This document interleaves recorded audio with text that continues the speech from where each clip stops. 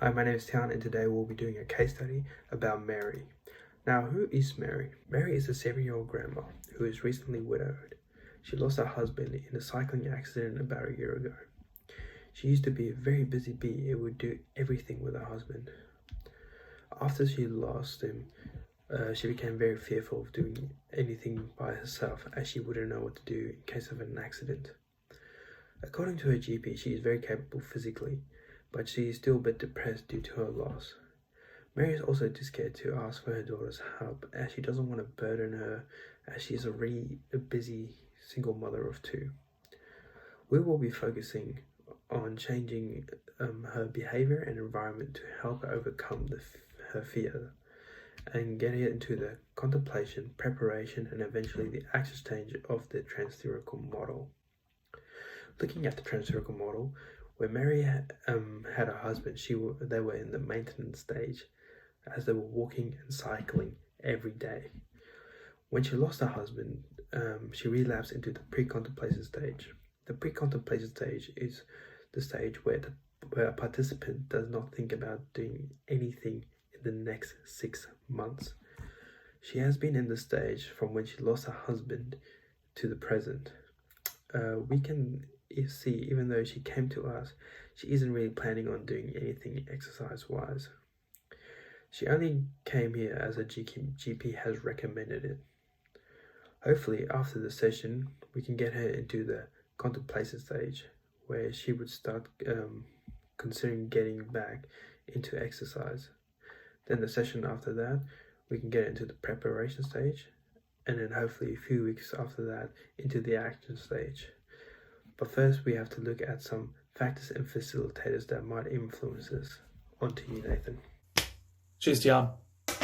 So to get Mary to adhere to the exercise program, there are some barriers and facilitators to exercise adherence that need to be considered throughout the program. The first barrier is her depressive symptoms. So according to her GP, she doesn't suffer clinical depression, but has symptoms of depression due to events like the tragic loss of her husband. This could affect her motivation levels prior and during the exercise program, and it could lead to relapses. She's fearful of doing the activities apart from grocery shopping.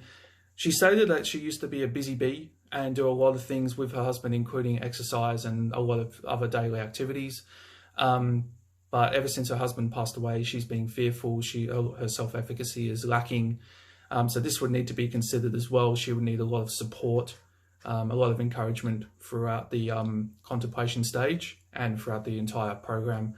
The loss of her husband is arguably, probably is the biggest barrier to her exercise adherence, because it is such an emotional burden on her, and it's very raw as well. So again, she would need a lot of support.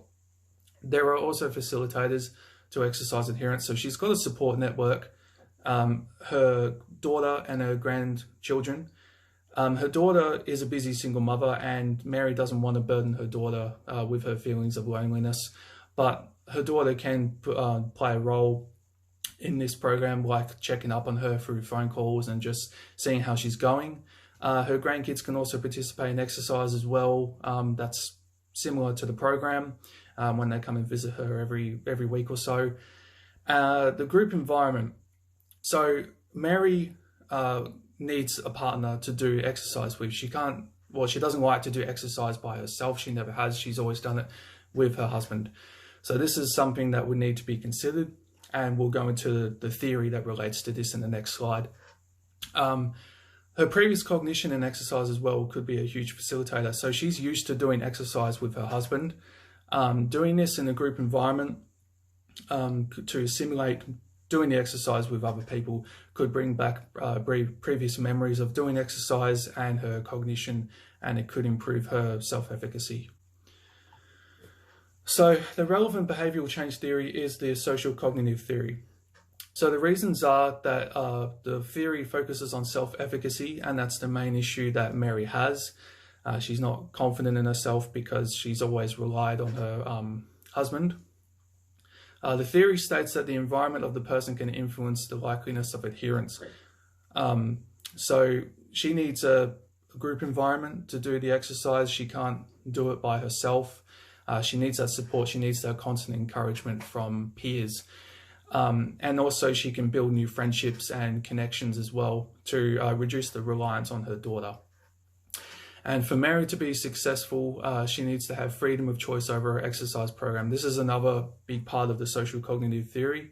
Having choice of her own exercises that she does will increase the likeliness of her adhering to the exercise and being comfortable with it. On to you, Josh. Thanks, Nathan. In Mary's second meeting, we are wanting to have her progress from the pre-contemplation stage to the contemplation stage in the TTM model. This is where she'll be deciding if she wants to make a change within the next 6 months to benefit her overall health. We will be discussing some information about interventions we believe might be good for her. These will include a Hive program, water aerobics, or a walking or cycling group. We will also start discussing about making goals that she would want to achieve. This could be relating to her mental health, her family, or her physical health. These goals will be created mutually and not just by us, as it has been proven that when goals are created this way, the participant is more motivated to get involved.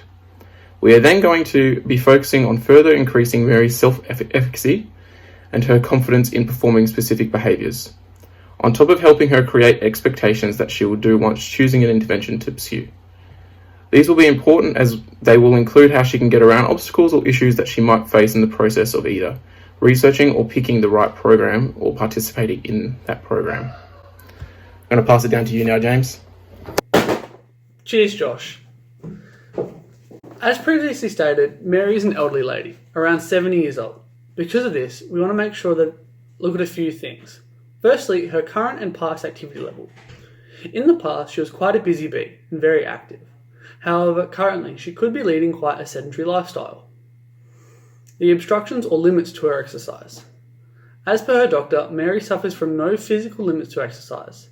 It does not mean she can partake in the local 3rd grade footy training. However, it does mean other relevant age exercises can be undertaken. Age may play an impact to this, as there may be a decrease in bone mineral density and a decrease in muscular strength. The importance of exercise.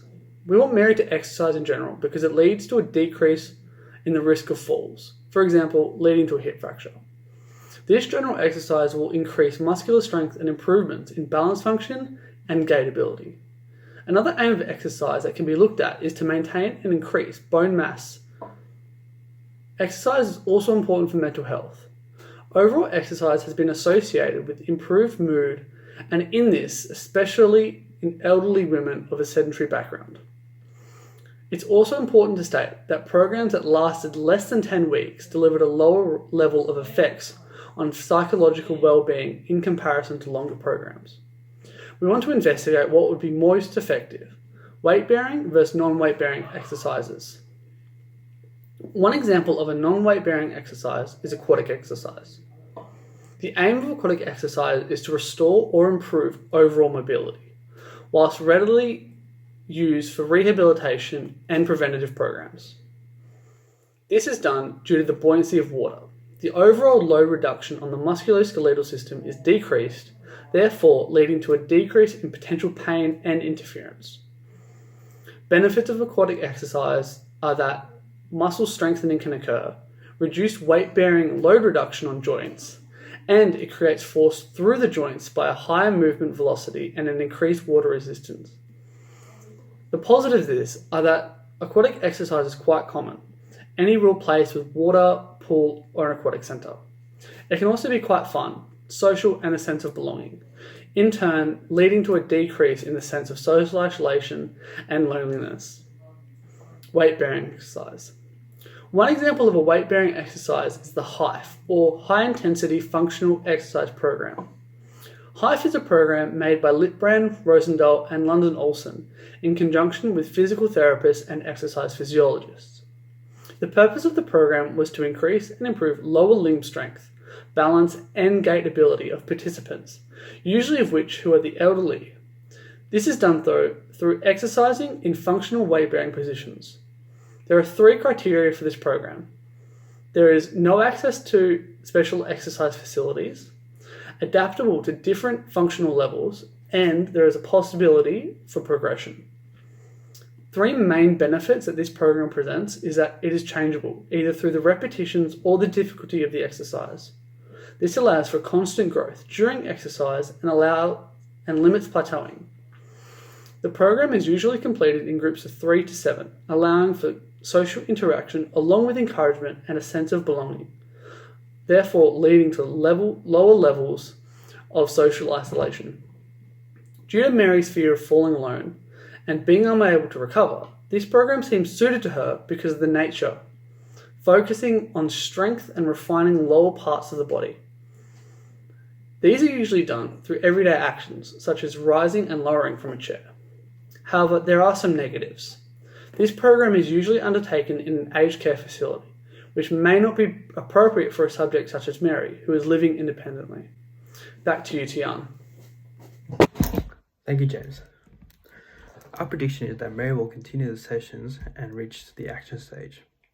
Due to her good past experience with exercise, we can say she will most likely join an exercise group. With her new exercise group, she can feel less lonely as she had made new friends and want to continue going back to meet up with them.